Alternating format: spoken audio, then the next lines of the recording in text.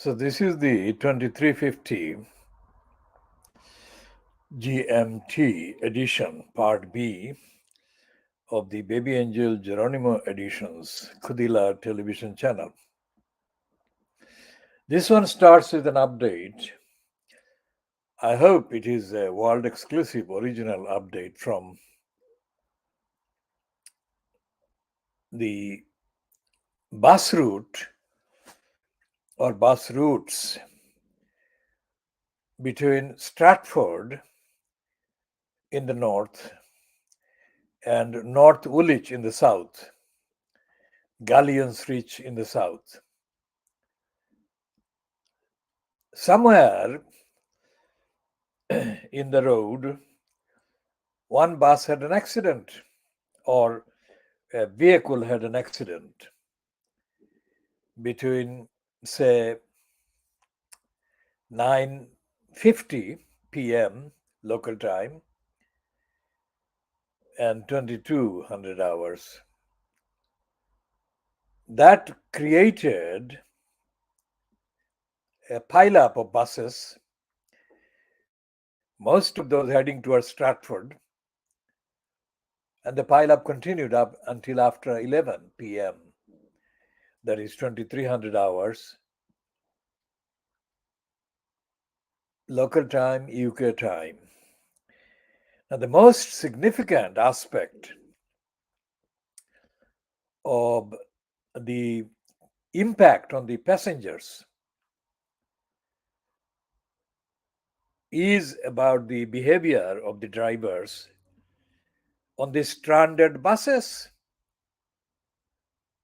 They completely ignored the impact on the passengers and assumed that the passengers waiting in the buses knew as much about the technical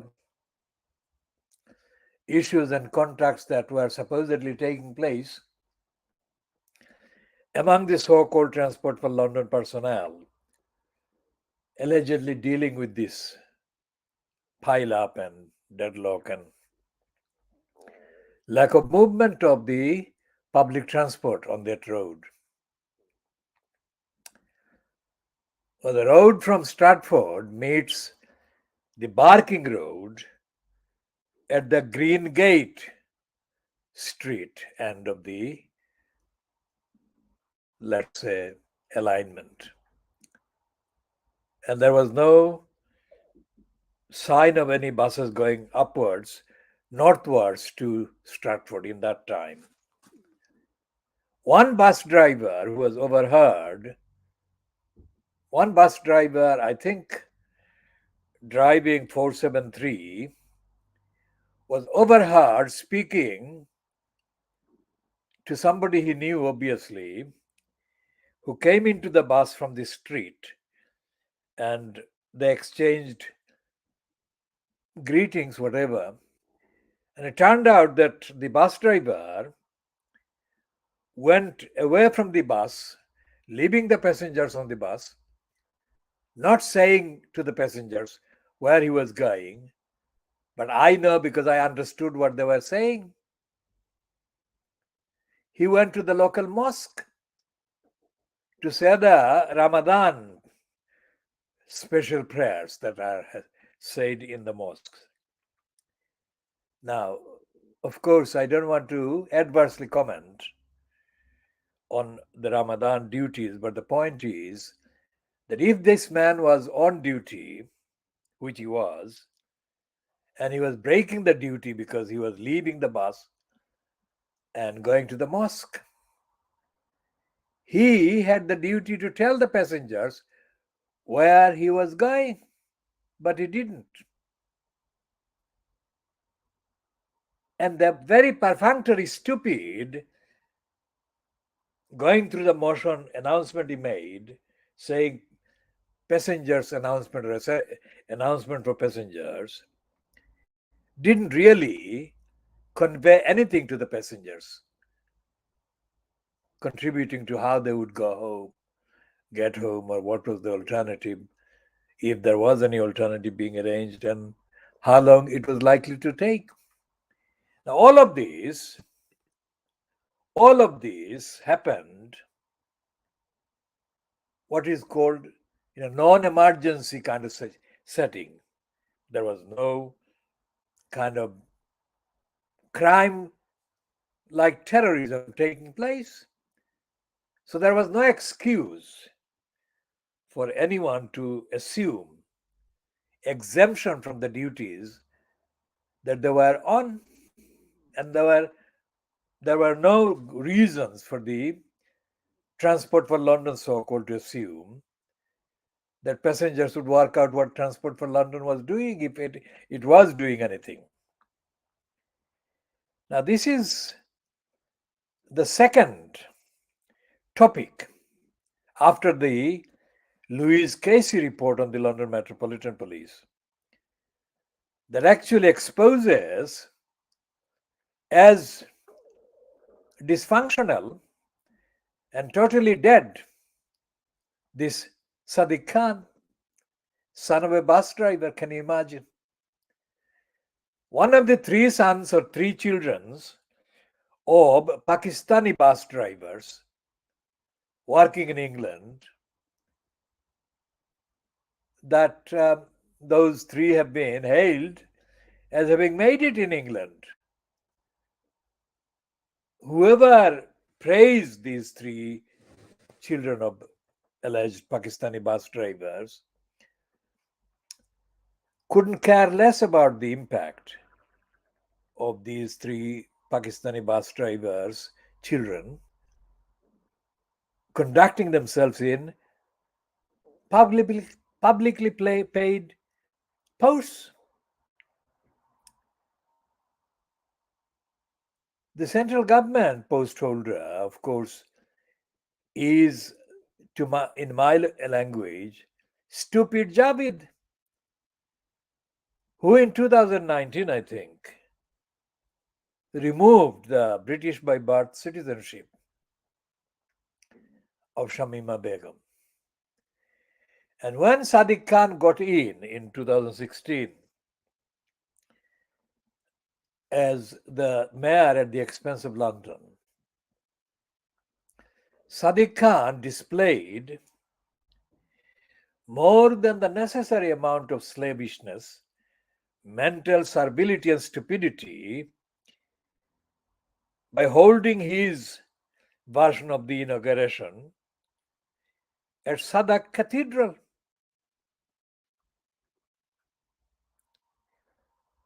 Now, Sadiq Khan, in his actual CB, is alleged to have served as Ed Miliband's campaign strategist.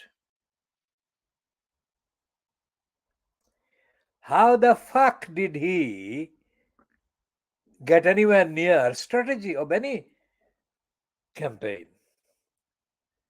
Because, as I said, there was no sign anywhere on the road from Stratford to Barking Road, let's say,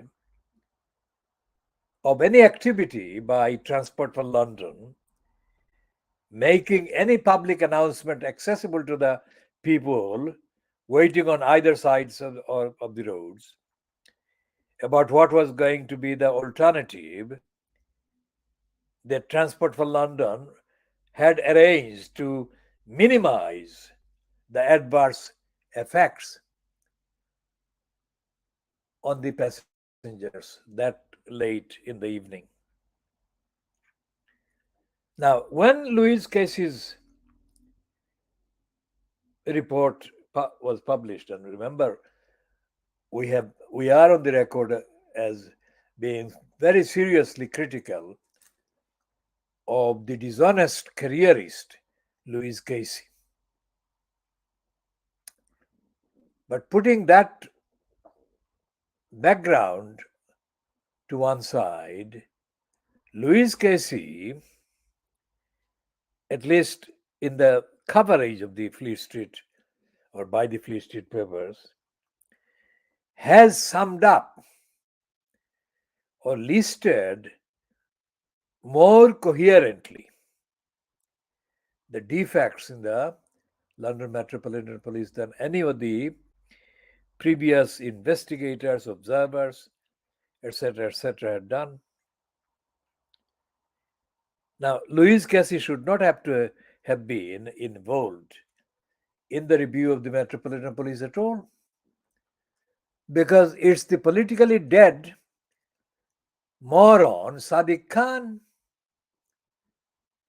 who should have been vigilant as the head of the London Metropolitan Police Authority, for fuck's sake.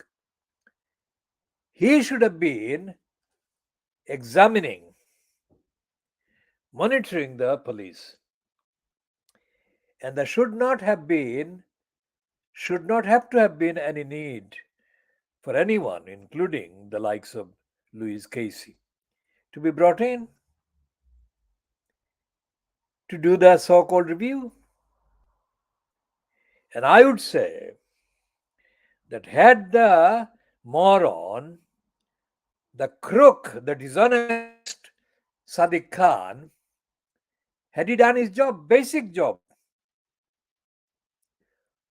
of ensuring that the London Metropolitan Police had in its uniformed and official police ranks only the best equipped, the most highly moral and ethical personnel, then the unbreakably, unbearably tragic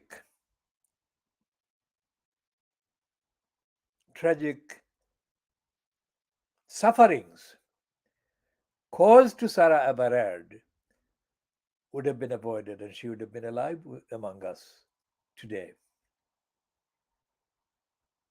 As if that were not bad enough.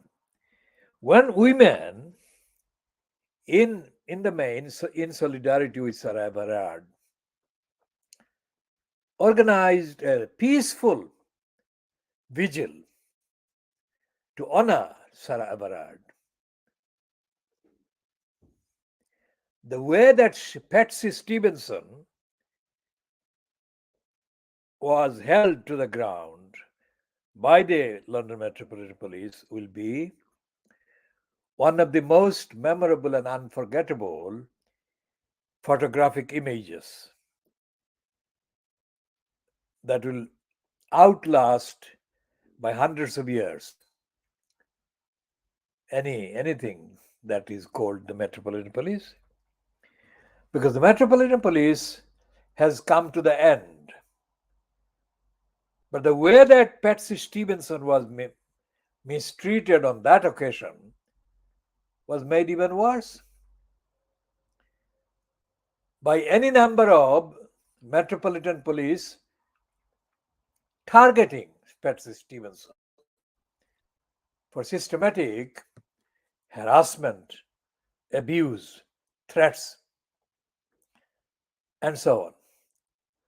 After all of these, the complete moron Sadiq Khan was nowhere to be found about the policing crimes of London. And then he just about kind of gave in, because after the widespread coverage of the Louis Casey review of the London Metropolitan Police, Sadiq Khan was put under extra pressure, as a result of which he actually opened his mouth and managed to say one or two phrases.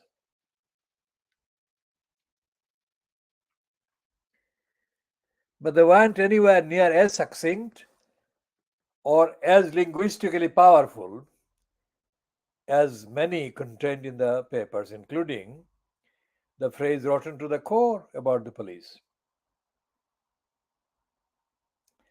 It is the same Sadiq Khan as the incumbent in the corrupt and corrupting post of London mayor that is also responsible as the bureaucratic administrative head constitutionally designated head of the organization called Transport for London.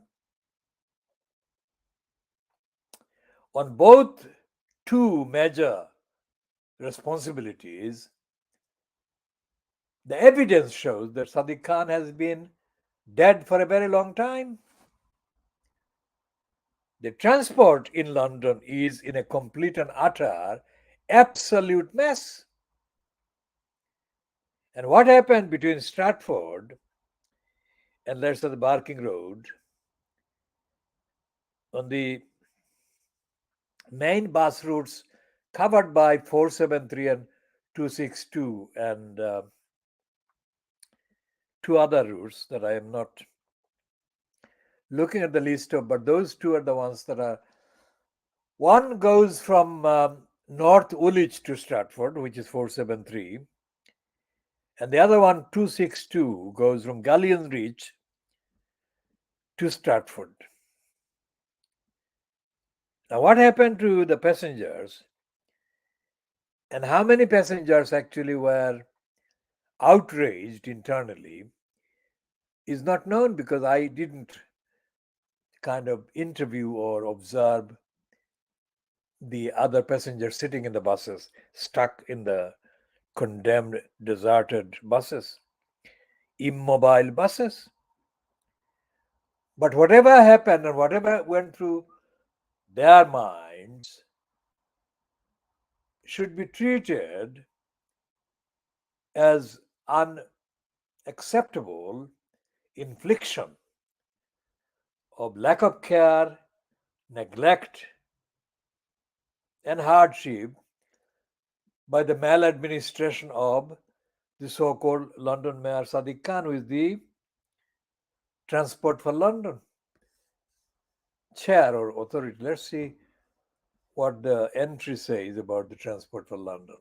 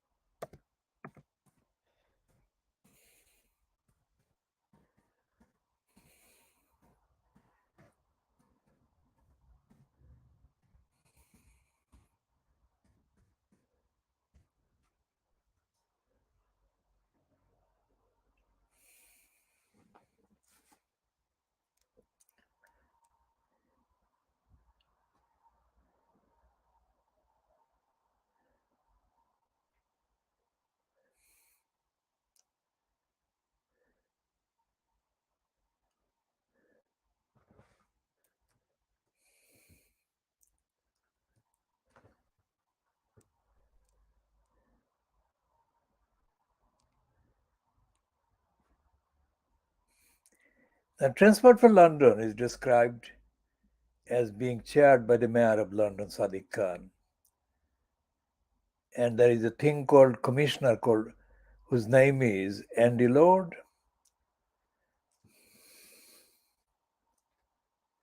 And the Transport for London was created, as this entry on the internet says, 3rd of July 2000, which is 22 years ago, under the provisions of the Greater London Authority Act 1999. And the first TfL commissioner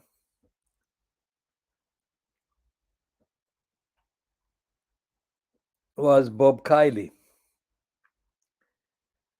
And the first chair was the then Mayor Ken Livingstone. And the first deputy chair was Dave Wetzel.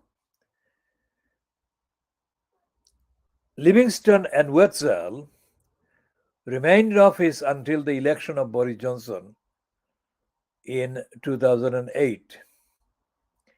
Johnson took over as chairman, and in February 2009, fellow Conservative Daniel Moylan was appointed as Boris Johnson's deputy.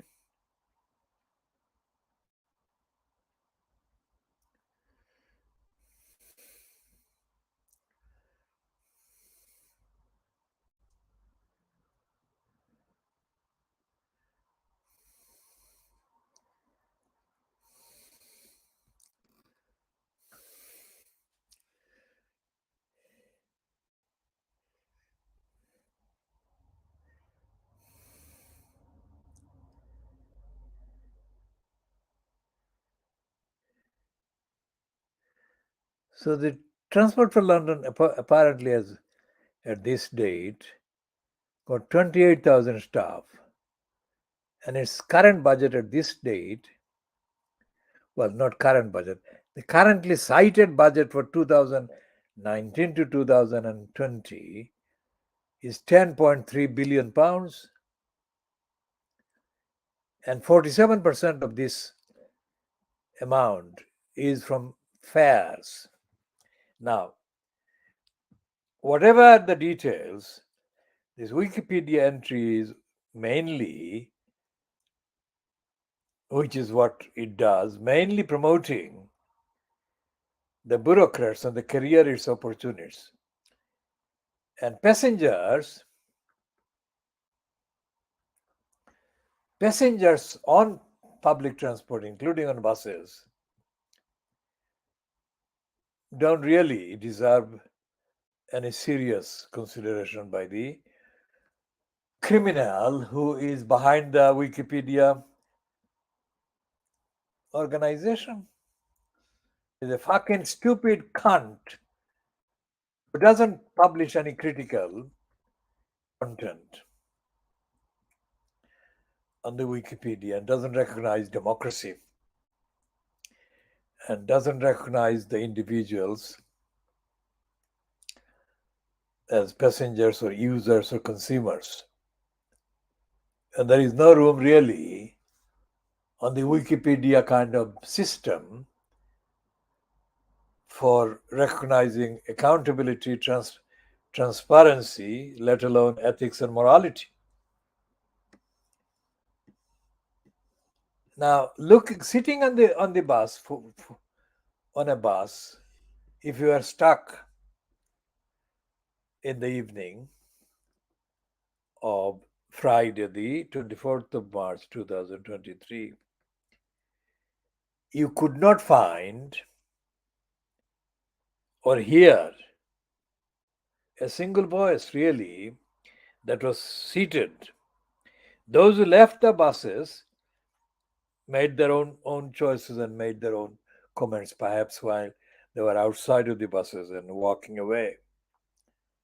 But while you could observe the ones that are seated still were seated, you could not hear anything.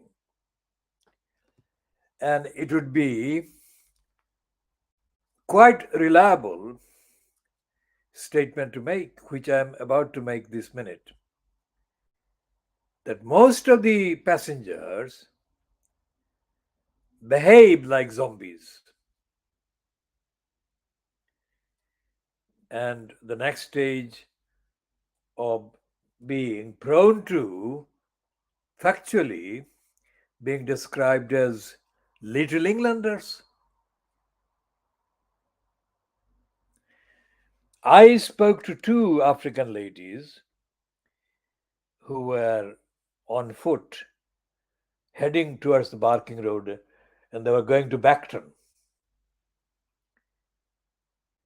And I said that I was going to make a comment, very critical comment about what happened. And as part of my kind of sharing my observations with them, I said that despite the fact that Sadiq Khan was a politically dead entity, most people in London and most white people behaved as if politically they were even farther behind most under kind of politically organized society in Africa or Asia. And both African ladies laughed in agreement with me. Whether they come from Africa or from Caribbean islands, I don't know. But they're of African descent and origin, and they recognize what I was saying. One of them said about Sadiq Khan, in response to my comment, that Sadiq Khan probably was afraid of what she meant was his bosses. To which I replied, I said to her that but Sadiq Khan is the boss. Where it comes to transport for London, allegedly, Sadiq Khan is supposed to be the boss. But obviously, the point she was making is true because she was meaning that Sadiq Khan may be holding the post, but the power is not in his hands. Which is why when Gordon Brown, I think Gordon Brown and Tony Blair appointed Sadiq Khan junior minister, which was propaganda wise promoted as a being a fast for an ethnic, the fast for this, that, and the other, which is a disgrace, additional disgrace. The first comment, public comment, upon taking that servile post that Sadiq Khan made was to attack the collective body of the demography, the Muslim demography. And Sadiq Khan, as an absolute mental slave, echoed, repeated what the racists in the population, white population, say, that this individual who is complaining against racism has got a chip on their shoulders. That is what the moron Sadiq Khan issued condemning the Muslims. Let's check if I can find this, if it is still accessible on the internet. This is 0015 hours GMT on Saturday, the 25th of March 2023, and this is the part B of the KhoodeelaarTV television channel being broadcast under the banner of Baby Angel Geronimo. Part B dated the 24th of March 2023. So let's check if Sadiq Khan can be found. Wikipedia would not have that kind of thing because Wikipedia is corrupt and it erases, deletes most of the stuff.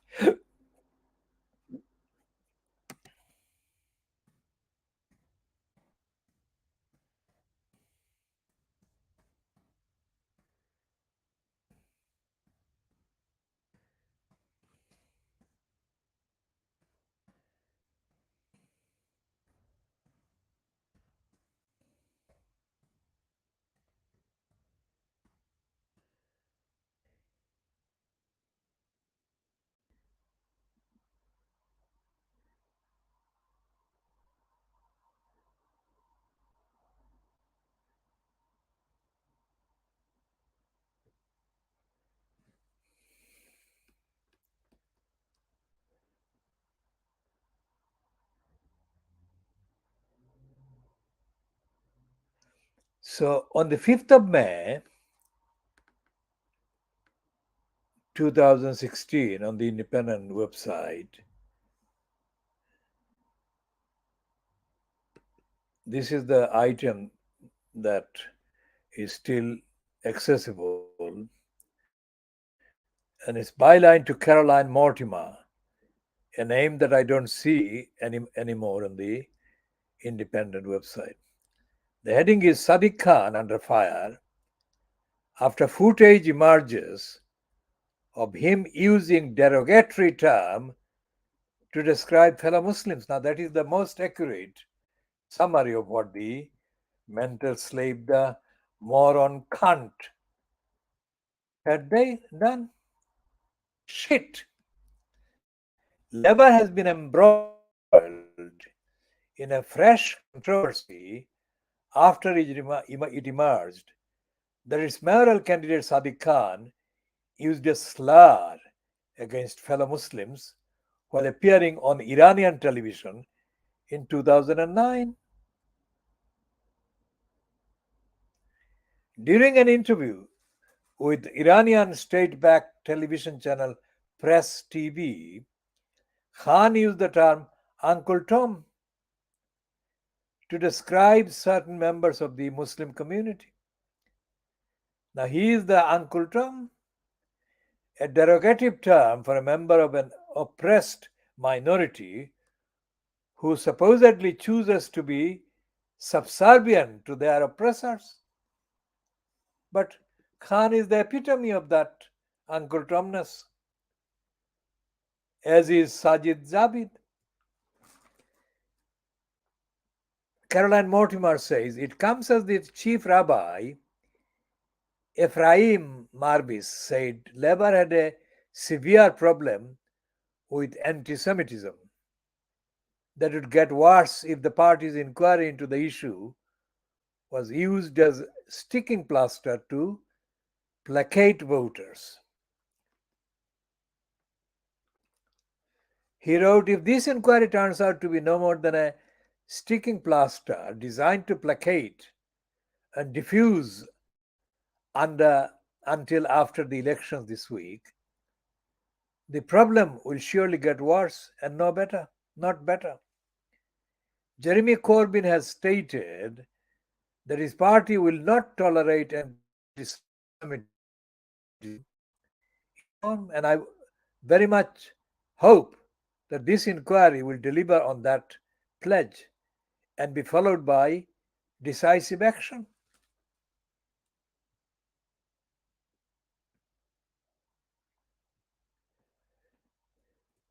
The offensive term used by Mr. Khan derives from a 1852 anti-slavery called Uncle Tom's Cabin by abolition campaigner Harriet Beecher Stowe, which tells the story of a black slave called Uncle Tom, who is depicted as a long-suffering, Christ-like figure who is eventually killed by his master. The author initially wanted him to be viewed as a heroic character, but it is widely considered to be a pejorative term today. In the footage, he describes his work as Minister for Community Cohesion in the Labour government and said he was talking to all members of the community, whether he agreed with them or not. That's a complete and utter lie. This fucking criminal, stupid Khan, doesn't even know most people in the communities. But he's quoted as saying, I can tell you that I've spent the last month in this job speaking to all sorts of people, not just leaders, not just organizations, but ordinary rank and file citizens of Muslim faith. Fuck him, fucking slave. And that's what good government is about. It's about engaging with all stakeholders. Fuck that mental slave. You can talk about articles in newspapers about what an organization might get. But the point is, you can't just pick and choose who you speak to. You can't just speak to Uncle Toms. Of course you can't, but he's a Uncle Tom, definitive Uncle Tom. Now, who in the press TV interview was seen talking to him? Let's see if we can see another Uncle Tom.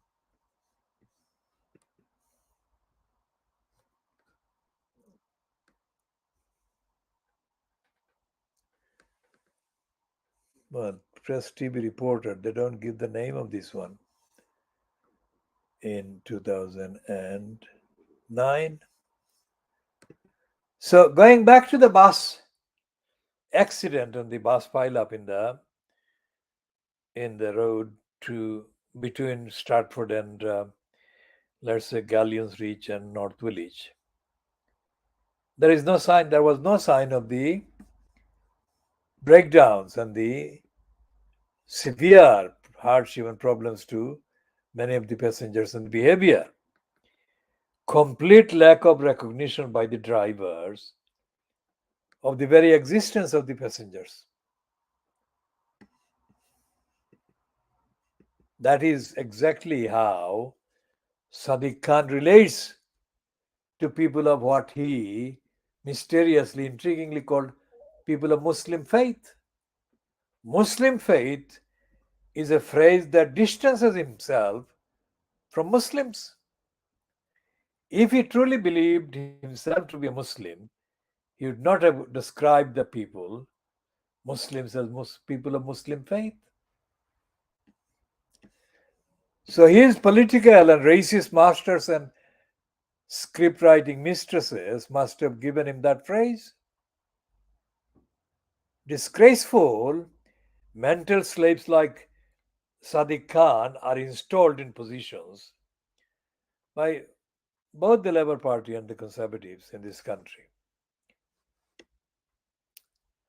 And they exacerbate, aggravate the existing discrimination that is aimed at Muslims every day. So, what we shall be doing, we shall be continuing on this kind of theme and updating in due course, of course. And this is a short introduction to Sadiq Khan, the mental slave, focusing on the disaster that is called the Transport for London. And this is 37 minutes and a few seconds, and ending at 0025 hours GMT on Saturday, 25th of March